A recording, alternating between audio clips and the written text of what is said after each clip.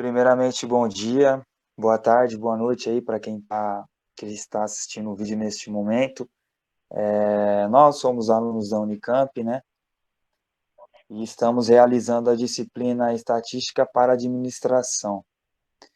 Professor Aníbal ministra essa disciplina e veremos a resolução do exercício 5 na programação Python, né? O que é muito interessante. Então, vamos lá. No exercício 5, como a gente pode observar no próprio título, né, ele nos dá aqui, de primeira mão, dados brutos. Né? O que são dados brutos? São dados sem um contexto, sem serem agrupados. Né? Então, basicamente, de forma dedutiva, ao olhar essa tabela, a primeira coisa que vem à minha cabeça, né, é eu juntar cada semelhante com cada semelhante. Ou seja, eu junto os T's, vou juntar todas as letras T's, né? Todas as C's, todas as S's e todas as Q's, né? E o que cada uma representa? A letra C, ela representa o número de calouros, né? A letra S, o número de alunos do segundo ano. Letra T, número de alunos do terceiro ano. E a letra Q, números de alunos do quarto ano. Então, esses dados são brutos, né? Primeiro passo, organização dos dados. Semelhante com semelhante.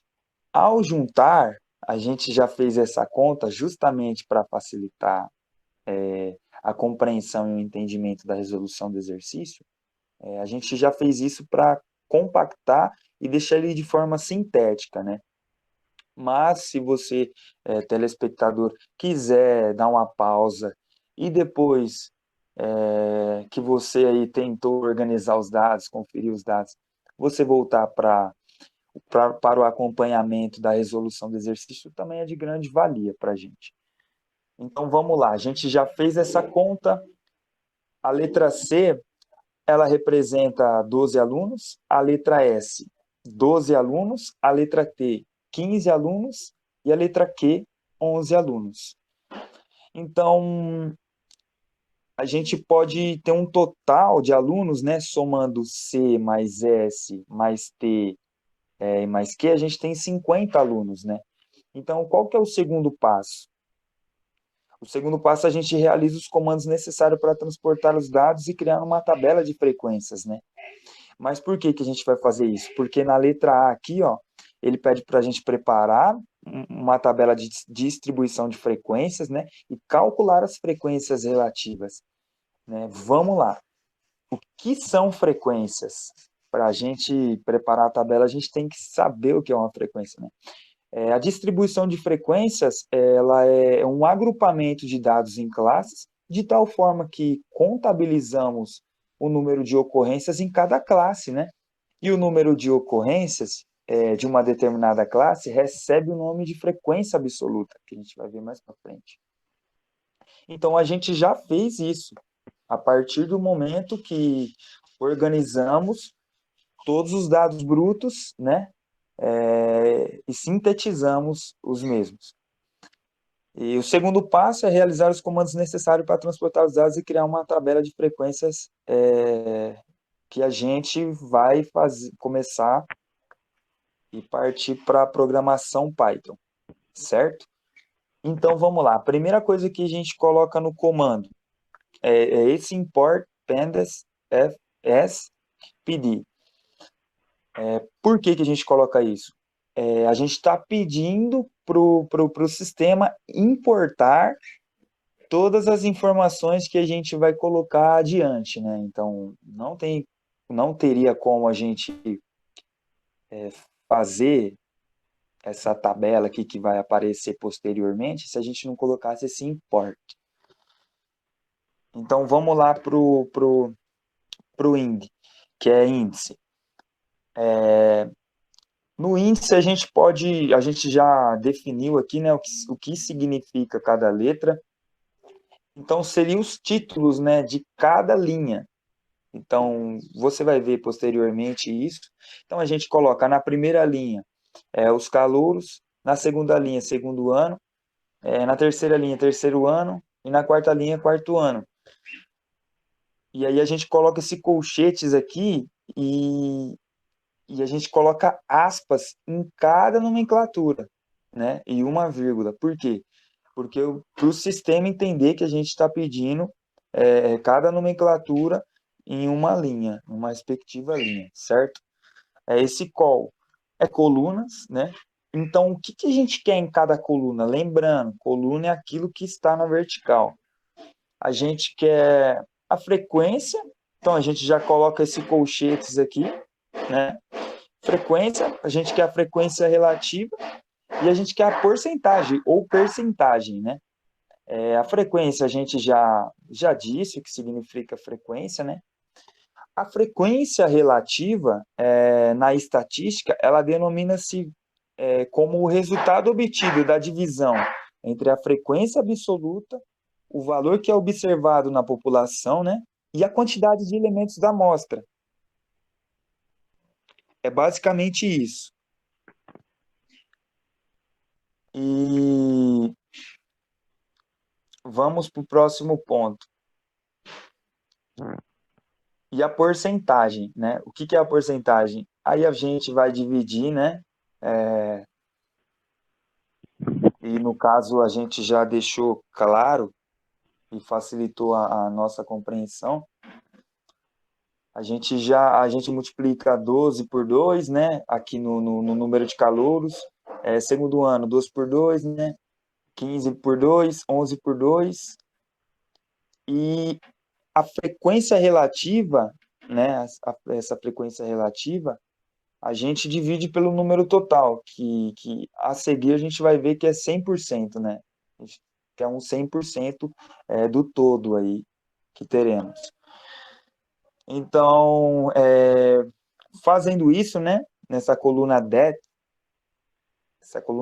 ela representará, né? A porcentagem correspondente da frequência relativa. E aí a gente coloca df, né? Pedir, e esse comando, né, a gente abre parênteses, coloca data, né, det, coluna, call e index in, para que a gente possa imprimir essa tabela, né, com todas as informações contidas acima, né, e colocamos o df. Por que colocamos o df? Para que o sistema possa ler tudo aquilo que a gente quer processar. Então, apertando aí, né, processando essa informação, a gente tem a tabela, né?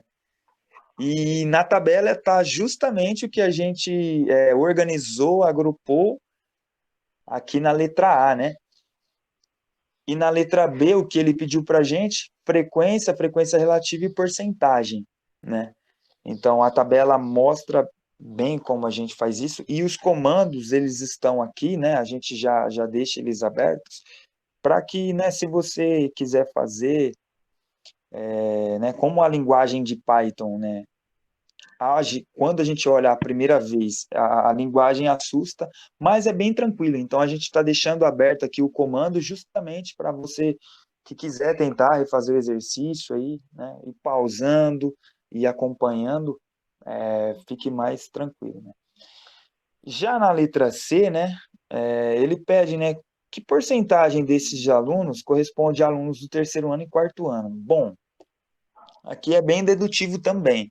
A gente vai somar basicamente T e Q, ou seja, T mais Q, dividido pelo número total, né, da frequência, que representa o número total de alunos.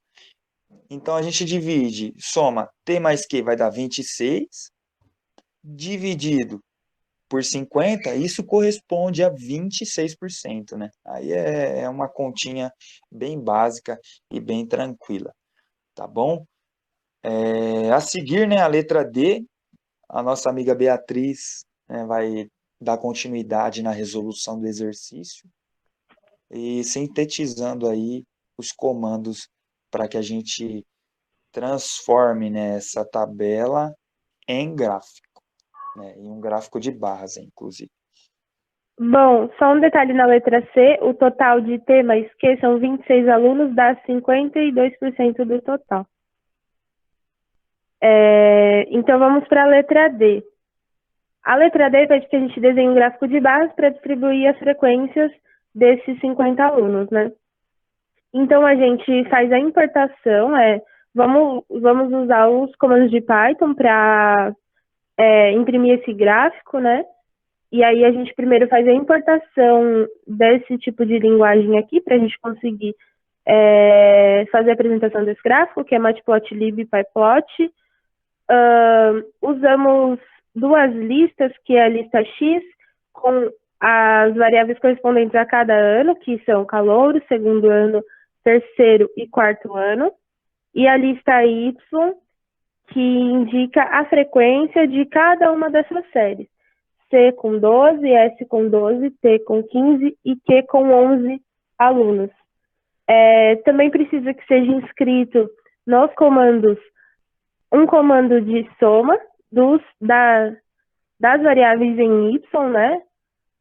E aí a gente faz, referente a essa biblioteca Matplot, os comandos para imprimir barras, linhas, as nossas legendas, né, de situação acadêmica, que são essas 4 letras, e a frequência, que são esses números de Y, comando de título do nosso gráfico e esse plt.show para que o nosso gráfico seja apresentado. Então, quando a gente executa essa célula, temos o seguinte gráfico, que indica aqui a frequência absoluta, que é a aparência de cada uma das variáveis dentro do nosso resultado de 50 alunos, dentro do nosso total, né? Também fizemos um outro gráfico para ir um pouco além do que foi pedido, e aí vocês terem a visualização das frequências relativas num gráfico, né? A impressão é quase a mesma da frequência absoluta. O que muda é que tem que ser inserido um comando de frequência relativa. E aí esse comando de frequência relativa tem os elementos de Y divididos pela soma com todo elemento os elementos divididos pela soma com todo elemento em Y. E aí as impressões de barra, linhas e as nossas legendas, títulos, e aí temos o gráfico com as frequências relativas. São os mesmos dados apresentados lá na nossa tabela, aqui em cima, mas visualizados através do nosso gráfico, ó. Calouros com 22%, 24%, desculpa. Segundo ano com 24% também, terceiro ano com 20% com 30% e o quarto ano com 22% em frequência relativa do total de alunos. Acho que é isso que a gente tem para explicar do exercício 5 da lista 1.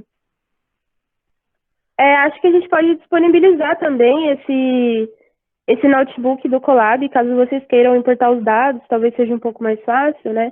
Só copiar e inserir no notebook para vocês terem acesso a esses comandos.